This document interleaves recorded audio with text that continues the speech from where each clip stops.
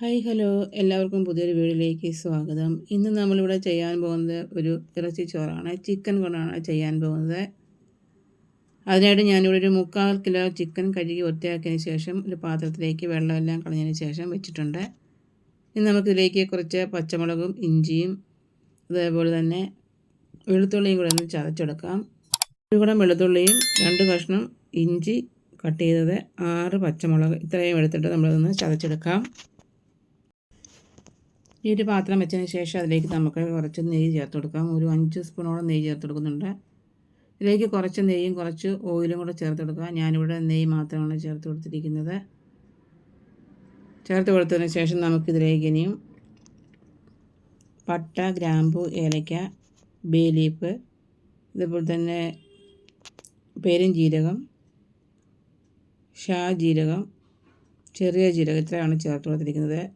2-3 ചെറിയ കഷ്ണം പട്ടയും 3-4 ഗ്രാമ്പു, 3-4 ഏലക്ക, 2 ബേ ലീഫ്സ്, 3/4 ടീസ്പൂണോളം പെരുംജീരകം, 3/4 ടീസ്പൂണോളം ചെറിയ ജീരകം, 3/4 ടീസ്പൂണോളം ഷാജീരകം ഇത്രയാണ് ചേർത്ത് കൊടുത്തിരിക്കുന്നത്. അത് ചേർത്ത് കൊടുത്തൊന്ന് ഇളക്കി കൊടുക്കാം.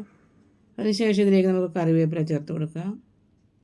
ഇനി ഇതിലേക്ക് നമ്മൾ ചതച്ച് വെച്ചിരിക്കുന്ന ഇഞ്ചി, വെളുത്തുള്ളി, പച്ചമുളക് കൂടെ നമുക്ക് ചേർത്ത് കൊടുത്ത് ഇതൊന്ന് വഴറ്റിയെടുക്കാം.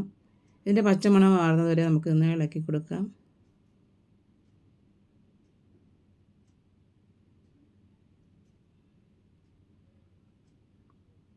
ഇപ്പോഴത്തെ ഇളക്കി കൊടുത്തതിൻ്റെ പച്ചമണമൊക്കെ ഒന്ന് ഇതിൻ്റെ പച്ചമണമൊക്കെ ഒന്ന് മാറി വന്നിട്ടുണ്ട്.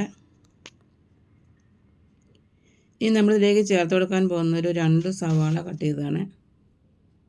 അതുകൂടെ ചേർത്ത് കൊടുക്കാം. ചേർത്ത് കൊടുത്തതിന് ശേഷം ഇത് ഒന്ന് ഇളക്കി കൊടുക്കാം. നല്ല ഗോൾഡൻ കളറൊന്നും ആകേണ്ട ആവശ്യമില്ല. ഇതൊന്ന് വഴറ്റിയെടുത്താൽ മാത്രം മതി. ഉള്ളിയൊക്കെ നന്നായിട്ടൊന്ന് വഴറ്റിയതിന് ശേഷം നമുക്കിതിലേക്ക് നമ്മൾ കഴുകി വൃത്തിയാക്കി വെച്ചിരിക്കുന്ന ചിക്കൻ ചേർത്ത് കൊടുക്കാം. ചിക്കൻ ചേർത്ത് കൊടുത്തതിന് ശേഷം നമുക്ക് ഗ്യാസ് നന്നായിട്ട് കൂട്ടി വെച്ച് കൊടുക്കാം.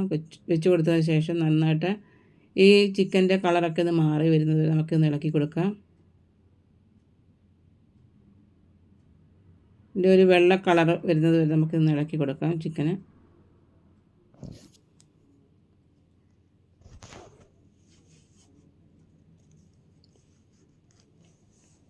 അപ്പോൾ നമ്മളുടെ ചിക്കൻ്റെ കളറൊക്കെ ഇത് മാറി വന്നിട്ടുണ്ട്. ഇനി നമ്മളിതിലേക്ക് ചേർത്ത് കൊടുക്കാൻ പോകുന്നത് മുളക് പൊടി 1 ടേബിൾ സ്പൂൺ, മല്ലിപ്പൊടി 1 ടേബിൾ സ്പൂൺ, മഞ്ഞൾപ്പൊടി 1/2 ടീസ്പൂൺ ഇത്രയാണ് ചേർത്ത് കൊടുത്തിരിക്കുന്നത്. അതിൻ്റെ വീഡിയോ വന്നിട്ടില്ല. അപ്പോൾ നന്നായിട്ട് ചേർത്ത് കൊടുത്തൊന്ന് വഴറ്റിയെടുത്ത് അതിൻ്റെ പച്ചമുളകൊക്കെ മാറിയതിന് ശേഷം ഇതിലേക്ക് നമുക്ക് 2 തക്കാളി കട്ട് ചെയ്തുകൂടെ ചേർത്ത് കൊടുത്തിട്ടുണ്ട്. ഇതിലേക്ക് നമുക്ക് ആവശ്യത്തിനുള്ള ഉപ്പും ചേർത്ത് കൊടുത്ത് ഇത് വീണ്ടും ഒന്ന് ഇളക്കി കൊടുക്കാം.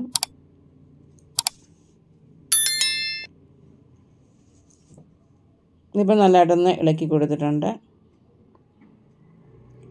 ഇനി നമ്മളിതിലേക്ക് ചേർത്ത് കൊടുക്കാൻ പോകുന്നത് ഒരു 3/4 ടീസ്പൂണോളം ഗരം മസാലയും 3/4 ടീസ്പൂണോളം കുരുമുളക് പൊടിയുമാണ്. അതും ചേർത്ത് കൊടുത്ത് വീണ്ടും നന്നായിട്ട് ഒന്ന് ഇളക്കി കൊടുക്കാം. നന്നായിട്ടൊന്ന് മിക്സ് ചെയ്ത് കൊടുത്തിട്ടുണ്ട്. നമുക്കിനി ഇതൊന്ന് അടച്ചു വെച്ചതിന് ശേഷം ഇതൊന്ന് വേവിച്ചെടുക്കാം.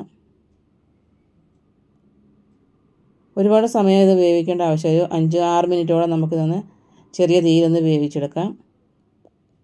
അതിനുശേഷം നമുക്ക് ഇതിനകത്തേക്ക് അരിയും ചേർക്കേണ്ടതാണ്. അതുകൊണ്ടാണ് ഫുള്ളായിട്ട് വേകണ്ടെന്ന് പറഞ്ഞതിൻ്റെ കാരണം.